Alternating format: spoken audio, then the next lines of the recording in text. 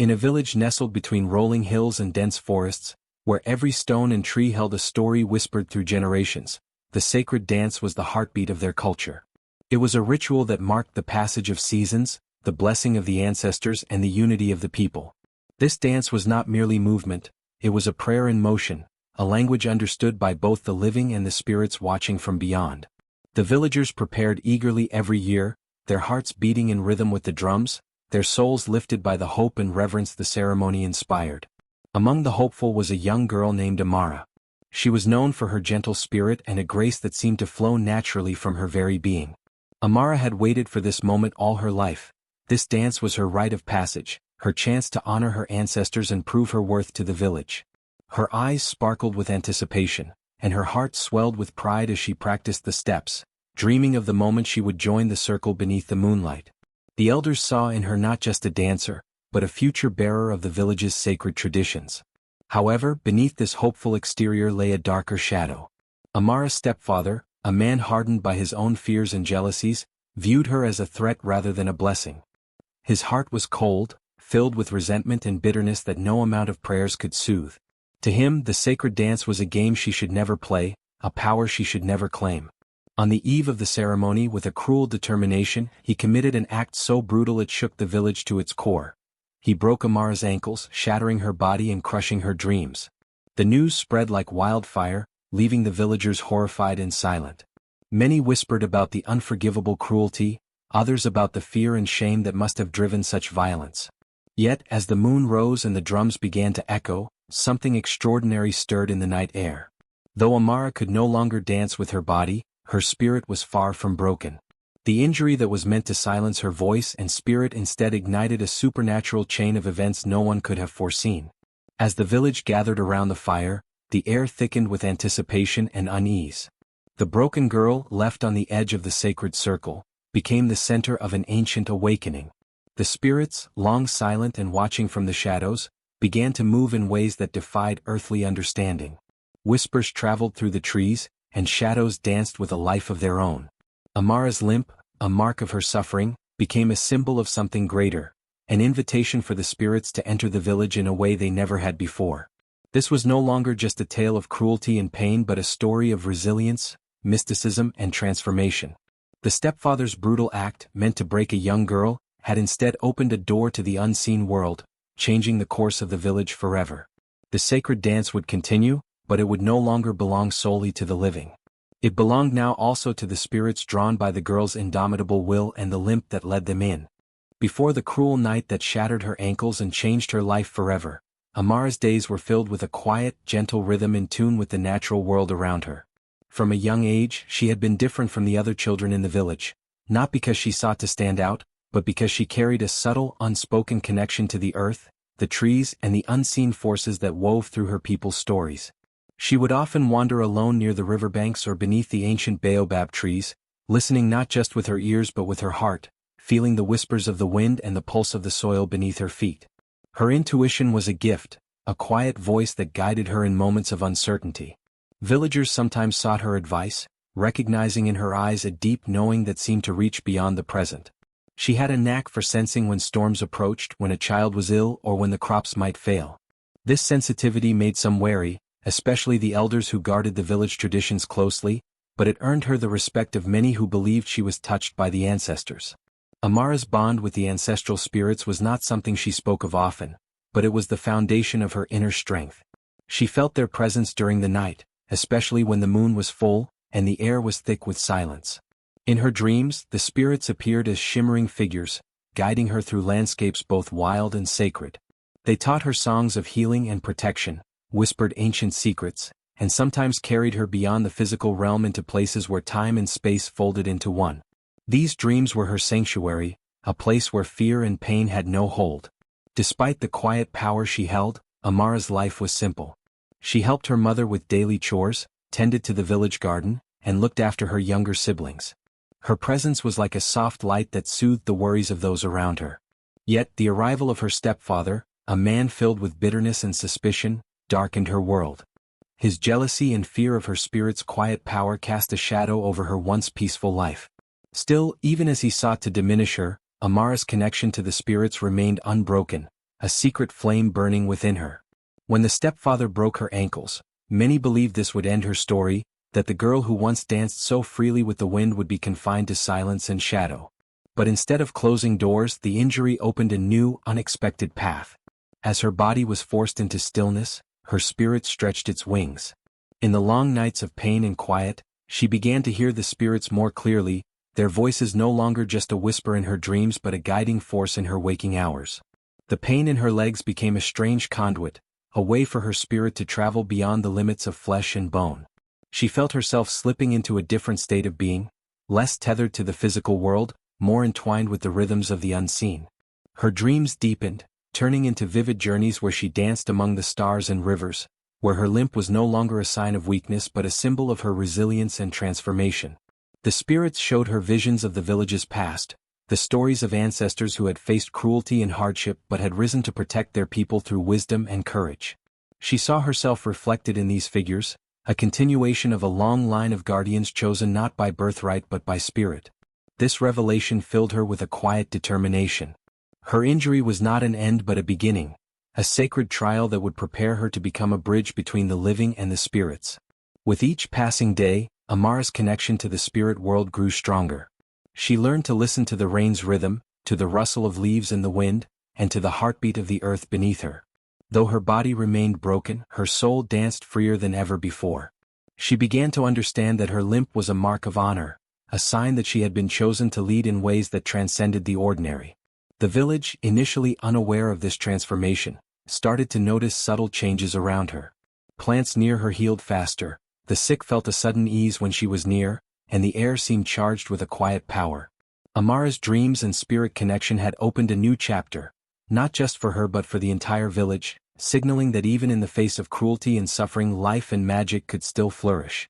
The stepfather, Mosi, was a man shaped by shadows, both those cast by his own troubled past and those he sought to project onto others.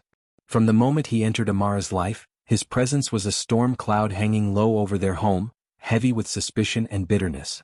To the villagers he was a respected figure, a keeper of tradition and enforcer of order.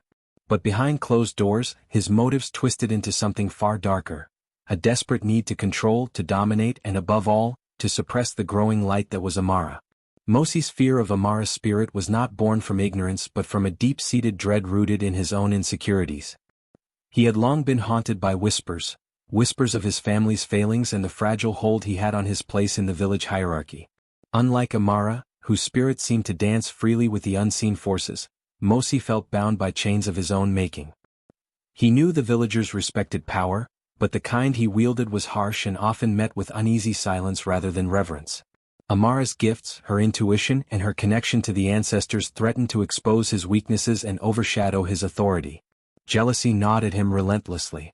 Amara's gentle strength and growing influence among the villagers unsettled him. He saw how people sought her counsel quietly, how her presence brought comfort and hope. To Mosi this was a direct challenge to his control, not just over the family but over the very traditions he was sworn to uphold. The sacred dance, the communal rituals and the unspoken rules of the village were his domain, and anyone who threatened to rewrite those rules was an enemy. Mosi's cruelty became his weapon. Each act of violence, each harsh word, was calculated to break Amara's spirit, to remind her and the village that power belonged to him. His act of breaking her ankles before the sacred dance was more than punishment, it was a brutal message. He sought to silence her, to prevent her from stepping into the light where her spirit could no longer be contained. This violence was meant to humble her, to turn her into a symbol of submission that would reinforce his dominance. But his cruelty was also a mask for deeper fears. Mosi carried dark secrets that few knew, secrets of failures, betrayals, and a lineage that was less noble than the villagers believed. His grip on tradition was fragile because it rested on lies and half-truths. The more Amara's spirit grew, the more those fragile foundations trembled. He feared that if her power blossomed fully, it would unravel everything he had worked so hard to conceal. In his desperation, Mosi tried to isolate Amara, cutting her off from friends and family who might support her. He spread rumors to discredit her, painting her gifts as dangerous and unnatural. He invoked the village's fear of the unknown, twisting ancient superstitions into weapons against her. His control extended beyond physical abuse. It was psychological, a slow erosion of hope designed to keep her confined and powerless. Yet, beneath his harsh exterior, there were moments when Mosi's fear bled through, fleeting glimpses of doubt and uncertainty. He would sometimes catch himself watching her with something like awe, a grudging recognition of her strength that terrified him. But pride and desperation pushed him back into cruelty, as if by breaking her body, he could shatter the very essence of her being. Mosi's attempts to suppress Amara became increasingly violent and erratic. He would lash out at anyone who showed her kindness, and his threats grew darker. The village began to sense the tension, whispers spreading about the fractured family and the danger lurking beneath Mosi's rule. Yet many were too afraid or too loyal to intervene, leaving Amara isolated in her suffering. His cruelty was a double-edged sword. While it aimed to contain her power, it also fueled the growing storm within Amara, a fire kindled by pain, resilience, and a connection to forces beyond Mosi's understanding. Each act of violence pushed her further toward awakening the very strength he sought to destroy. Mosi's fear of losing control was not just about power, it was about survival. In a village where tradition meant everything, losing his grip meant losing his identity, his respect, and perhaps even his life. So, he clung tighter, his wrath fueled by the terror of being undone by a girl he could neither break nor truly understand. In the end, Mosi's cruelty was a desperate act of self-preservation masked as dominance. A failing man trying to hold onto shadows while the light of Amara's spirit grew brighter, promising a new dawn that he could neither stop nor command. The night of the sacred dance arrived like a heavy drumbeat in the village, echoing through every heart and home. The air was thick with anticipation and flickering torchlight, shadows weaving through the narrow paths leading to the communal grounds. Amara's broken ankles throbbed with every step she took, the raw pain a constant reminder of her stepfather's cruelty. Yet beneath the ache was a fire that refused to be quenched, a fierce resolve to claim her place no matter the cost. Her body betrayed her. Each movement was a struggle, her feet dragging unevenly along the dirt floor. The sharp sting of broken bones sang through her limbs like a cruel melody. When the villagers first saw her arrive, limping and trembling, whispers rippled through the crowd. Some eyes softened with pity, seeing only the girl who had been cruelly punished. Others narrowed with fear, sensing something more powerful flickering behind those determined eyes. As the rhythmic drumbeats swelled, Amara steadied herself. The dance was more than a ritual, it was a language, a prayer, a calling. Though her ankles were broken, her spirit was unbroken. She refused to be hidden away or silenced. Each uneven step she took became a word in a defiant story written with her body. Her limp was no longer a sign of weakness but a symbol of resistance. The villagers watched in awe and uncertainty. Some saw only the fragile girl struggling against pain, while others glimpsed a new force rising, a spirit unbound by flesh or fear. Children clung to their mothers, sensing the shift in the air. Elders exchanged wary glances, their faces etched with ancient knowledge and unease. The sacred dance was meant to unite, to honor the ancestors, but tonight it became a battleground between old fears and new truths. Amara's movements were slow but purposeful. She let the rhythm guide her, channeling the pain into power. With each step, the earth beneath her seemed to pulse, as if recognizing the spirit walking through it. Her limp, once a mark of brokenness, now carried the weight of history and hope. It was a visible scar of cruelty, yes, but also a banner of survival and defiance. Her gaze met those of her stepfather across the clearing. His face twisted in a mix of rage and disbelief. He had intended to break her, to make her an example. Instead, she stood before the village transformed, not a victim but a force to be reckoned with. His control slipped in that moment, unraveling like smoke in the wind. The villagers found themselves torn. Some felt sympathy, wishing to shield her from further harm. Others were gripped by fear, wary of what her awakening might mean for the fragile order they had long maintained. The dance ground, once a place of celebration and unity, hummed with tension and silent questions. As the night deepened, Amara's limp grew steadier. She moved with a rhythm all her own, a dance not just of the body but of the spirit. The pain in her ankles remained, but it no longer defined her. Instead, it became a source of strength, a testament to endurance and an unyielding will to reclaim her story. By the time the drums faded into silence, the village was changed. The girl who had been cast out stood at the center, a living symbol of defiance and transformation. The echoes of her steps lingered in the air, whispers of a new beginning woven into the ancient dance. In that night of pain and defiance, Amara's limp led the spirits in, not as a sign of defeat, but as the heartbeat of a power awakening, unstoppable and profound. As Amara limped into the center of the ritual space, The air shifted around her like a whispered secret. The heavy silence that had settled over the crowd seemed to crack, as if the very atmosphere was awakening to her presence. The villagers held their breath, eyes wide with a mixture of awe and fear, as an unseen energy began to weave through the night air, a presence both ancient and powerful. From the edges of the clearing, faint lights flickered, glowing orbs that pulsed gently, hovering just beyond the reach of the mortal eye. Slowly, figures began to emerge from the shadows, ethereal and shimmering, their forms woven from mist and moonlight. The ancestral spirits, long bound to the rhythms of the dance and the sacred earth, had come to answer a call they recognized deep within Amara's wounded spirit.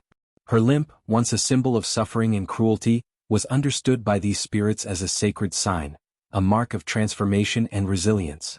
They saw not brokenness but a divine passage, a bridge between the mortal world and the spirit realm. The spirits moved closer, their silent presence wrapping around Amara like a protective cloak. The air hummed with their ancient songs, melodies that spoke of renewal, courage, and the unyielding power of the human soul. The villagers' initial fear twisted into a profound reverence. Mothers clutched their children tighter, elders crossed themselves, and even the most skeptical among them could not deny the undeniable truth unfolding before their eyes. The spirit's arrival was a sign that Amara was chosen, touched by forces beyond human cruelty and control. As the spirits gathered, their movements synchronized with the distant drumbeats, creating a dance of light and shadow that mirrored the sacred ritual. The ground beneath Amara seemed to respond, flowers blooming in her path despite the broken earth, and a gentle wind swirling around her like a blessing from the ancestors. Whispers spread through the crowd. Some spoke of prophecies long forgotten, others of a spirit guide who would heal the village's wounds and restore balance. The stepfather's expression hardened, his fear palpable as the spirit's presence grew stronger. His attempts to suppress Amara had not only failed but awakened a power that would change everything. Amara stood tall, her limp now a proud testament to survival and spiritual awakening. The spirit's embrace gave her strength beyond flesh, weaving her pain into a sacred dance that no one could silence. The new dance had begun, not just of body and rhythm but of spirit, healing, and transformation. In that moment, the village realized that the broken girl was no longer just a victim of cruelty. She had become the vessel for something greater, a living connection between the seen and unseen worlds, a beacon for those who believed in the power of resilience and the sacred bond between life and spirit. The village was never the same after that night. The arrival of the spirits and Amara's miraculous presence at the dance shattered the fragile peace they once held. From the moment she limped away from the ritual space, a new tension took root, dividing the villagers in ways no one could have foreseen. On one side were those who saw Amara's limp and the spirit's response as a curse. They whispered behind closed doors, their voices heavy with fear and suspicion. To them, the girl was a living reminder of dark forces, an omen of misfortune that threatened the village's harmony. Mothers pulled their children closer when she passed, elders muttered warnings about angering the spirits, and some began to avoid her altogether, crossing themselves or uttering prayers under their breath. These villagers clung to tradition, fearing that Amara's presence disrupted the natural order. The broken ankles, the limping gait, and the strange, glowing aura they claimed to glimpse around her unsettled them deeply. For them, Amara was a reminder of things better left unseen, an unsettling force that challenged their beliefs and threatened to unravel their tightly woven customs. On the other side stood those who believed Amara was chosen, a sacred vessel touched by ancestral power. This group grew quietly but steadily, drawn to the hope and strength she embodied.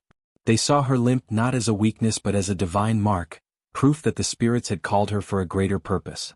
Villagers who once doubted now watched with reverence as she moved through the village, her presence commanding a strange respect. Among these believers were the village youth, inspired by her resilience and bravery. They whispered stories of her healing powers, the blooming flowers that followed her steps, and the gentle winds that seemed to carry her voice even when she was silent. Some elders, too, softened their stance, recalling old legends of chosen ones who bore physical marks of spiritual favor. This division sparked growing tension in the community. Conversations that once revolved around daily chores turned into heated debates about tradition, faith, and the future of the village. Markets buzzed with whispered theories, neighbors eyed each other with suspicion, and the village council found itself unable to mediate the growing unrest. Respect for Amara was tinged with fear. Even those who admired her power hesitated to openly support her, wary of backlash from the fearful faction. The stepfather, sensing this divide, tried to exploit it, spreading rumors to paint her as dangerous and unstable.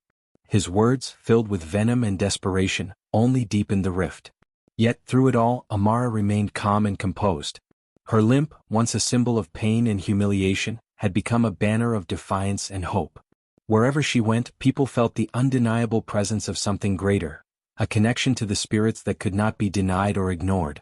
The village stood at a crossroads, caught between fear of the unknown and the promise of renewal.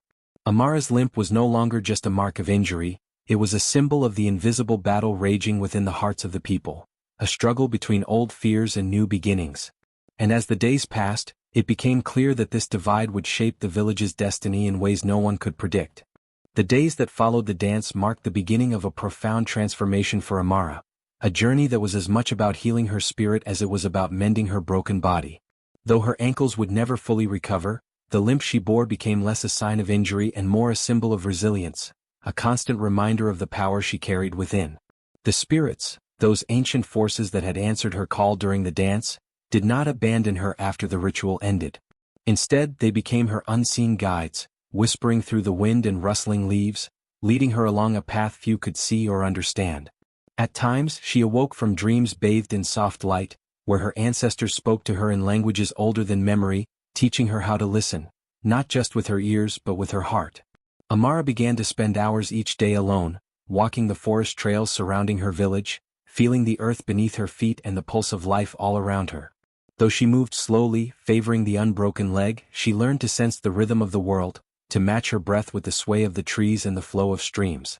In this harmony, she found a strength that no physical wound could diminish. Her healing was not easy.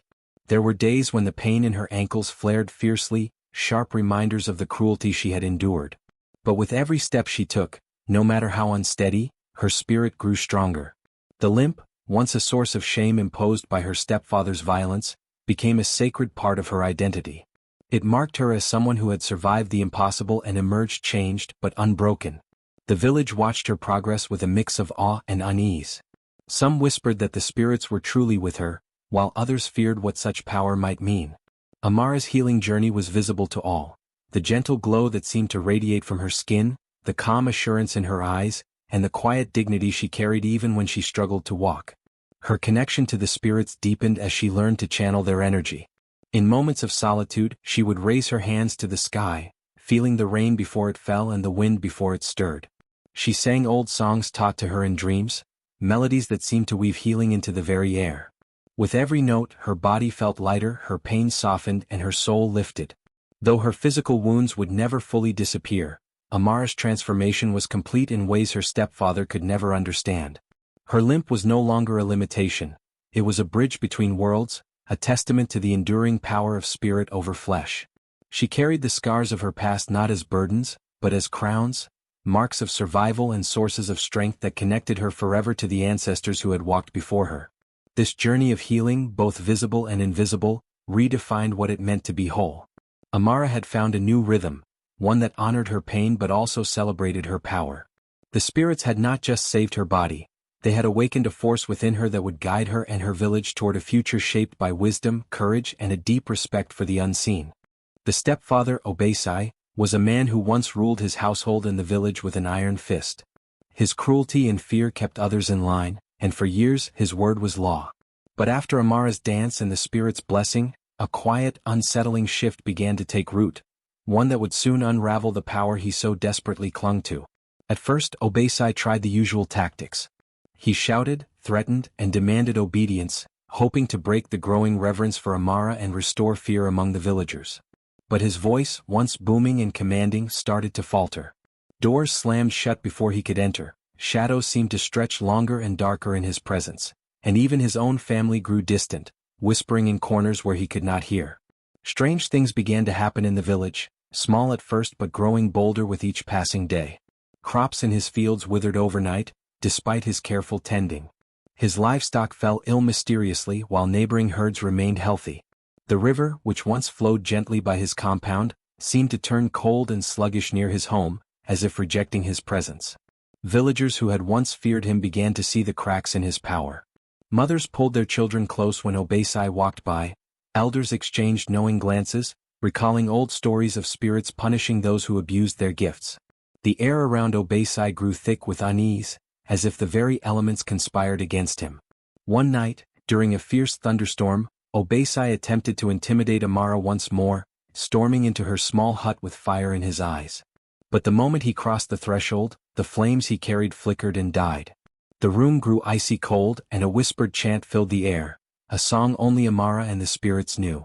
His rage turned to fear as unseen forces seemed to push him back, forcing him to flee into the storm. As days turned into weeks, the spiritual justice that protected Amara manifested more clearly. Villagers reported seeing ghostly figures dancing in the rain, shapes that mirrored Amara's limp but radiated light and power.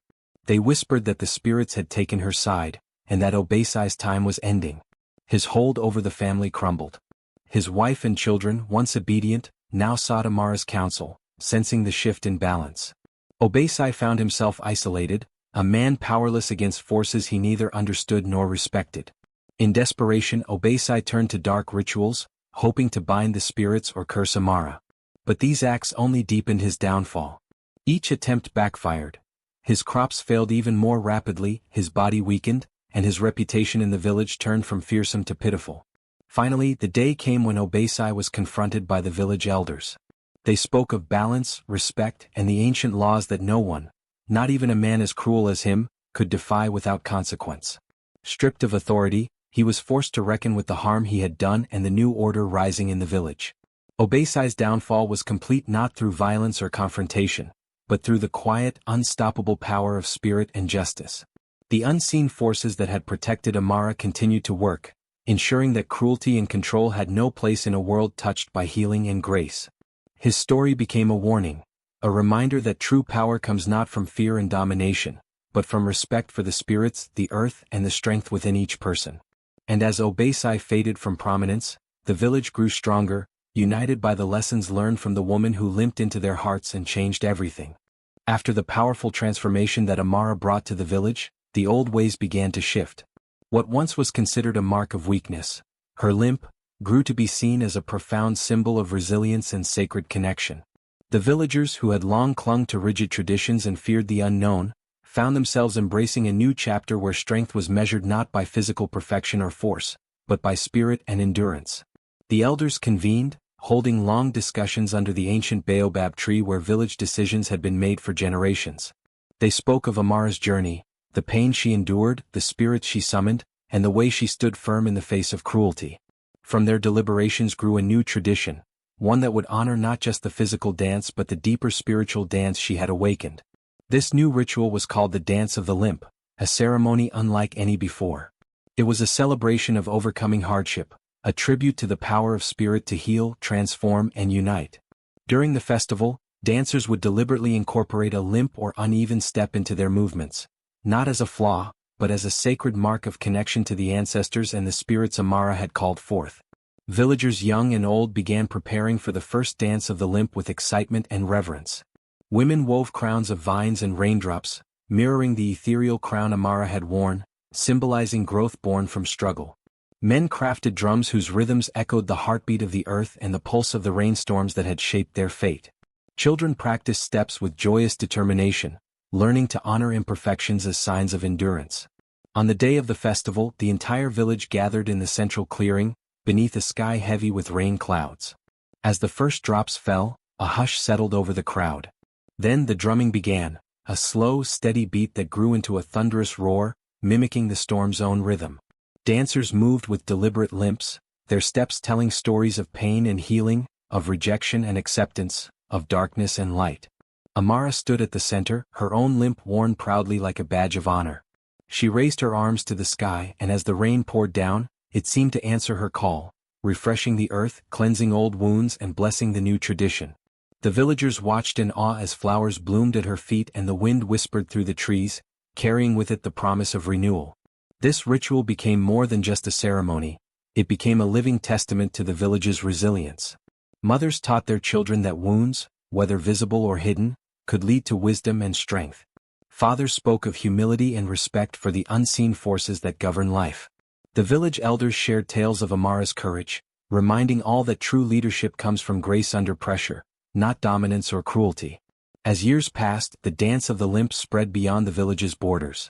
Nearby communities came to witness and learn, drawn by the story of the woman who turned suffering into power and shame into sacredness.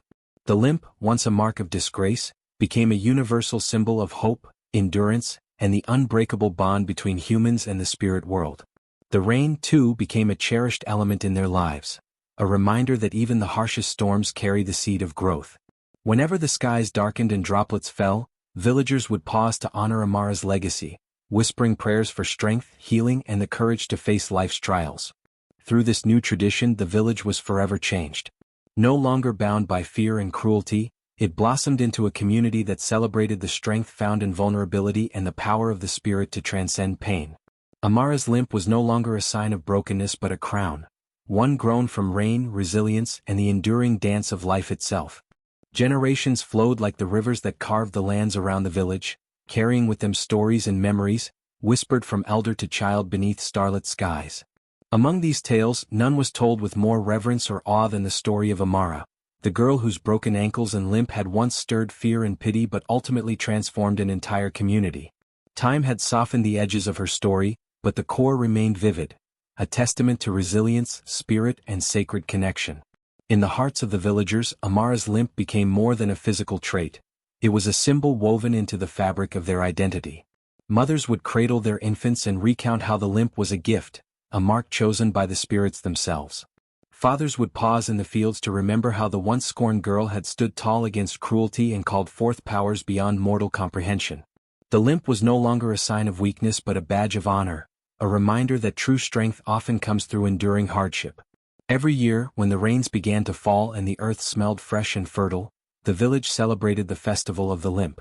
This sacred event drew people from distant lands, eager to witness the dances and rituals that honored Amara's journey. The dancers, moving with the deliberate uneven steps passed down through generations, connected the living with the ancestral spirits who once answered the call of the broken girl. Storytellers recounted how the spirits Amara had led into the village had not vanished with time but remained as vigilant guardians, watching over the people and the land. They spoke of flickering lights in the forest, soft whispers carried by the wind, and unexplained blessings that had protected the village from drought, disease, and misfortune. The spirit's presence was a living thread linking past and present, reminding everyone that the boundaries between worlds were thin and sacred. Children learned early that respect for the rain and the spirits was vital to the village's well-being. Elders taught that the rain listened, not just as water falling from the sky but as a messenger of nature's will and ancestral power. When the skies darkened, families would gather, sharing tales of Amara's courage and the sacred limp that had become their guiding light. The village itself had transformed in many ways. The once hardened hearts softened, and divisions born of fear gave way to unity born of understanding. Healing was no longer hidden in shadows but celebrated openly. The earth thrived, nourished by rituals that honored both the seen and unseen forces shaping their lives.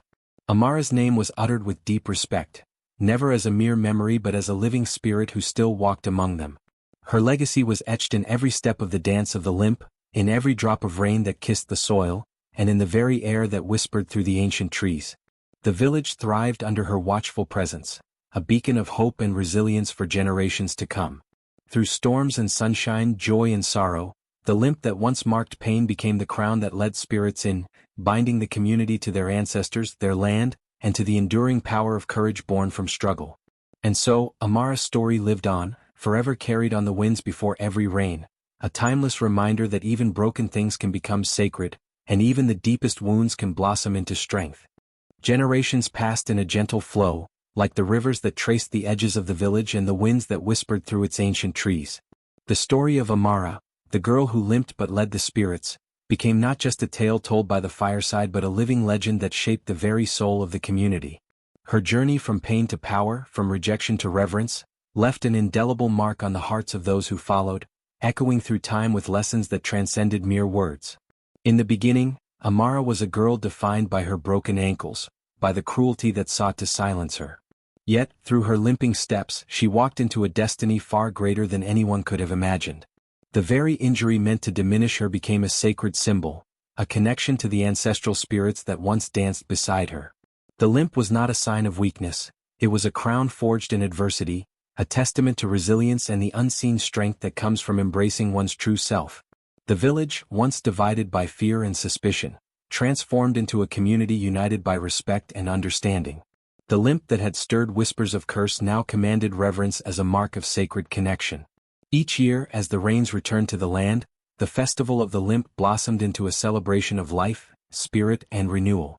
The villagers danced the ancient steps, their movements uneven but purposeful, honoring the path Amara had carved. Through this ritual, the living acknowledged the presence of the spirits who had been drawn into their world through her courage. As the rains fell gently upon the earth, so too did blessings descend upon the village. The spirits Amara had invited remained vigilant, guardians of the land and the people. Flickers of light danced among the trees at twilight, whispers floated on the breeze like soft prayers. The earth yielded its bounty with generous abundance. The villagers came to understand that the boundary between the mortal realm and the spirit world was a sacred threshold, thin, permeable, and alive with power. Mothers told their children that the rain was a listener, an ancient voice that heard every whispered hope and every heartfelt plea. Fathers reminded their sons that strength was not only in muscle or weaponry, but in spirit and endurance, the same strength Amara had shown. The story of the limp was passed down not as a caution but as a guiding light, a reminder that wounds could heal into wisdom and pain could birth purpose. The legacy of Amara reached beyond the village, carried on the winds before every storm. Travelers and seekers came to witness the sacred dance, to hear the story of the girl who had been broken but rose crowned by rain and spirits. Her name became a chant, a prayer, a symbol of hope for those who struggled against oppression or hardship. Wherever the rain fell, her spirit was said to walk alongside, a gentle but unyielding presence. Even in the quiet moments when the village seemed still, the echoes of her journey lingered. The earth beneath their feet thrummed with life and memory.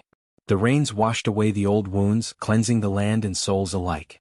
And in those moments, the villagers felt the profound truth that Amara had come to embody, that true power lies not in control or cruelty, but in courage, compassion, and the unbreakable bond between the past and the present.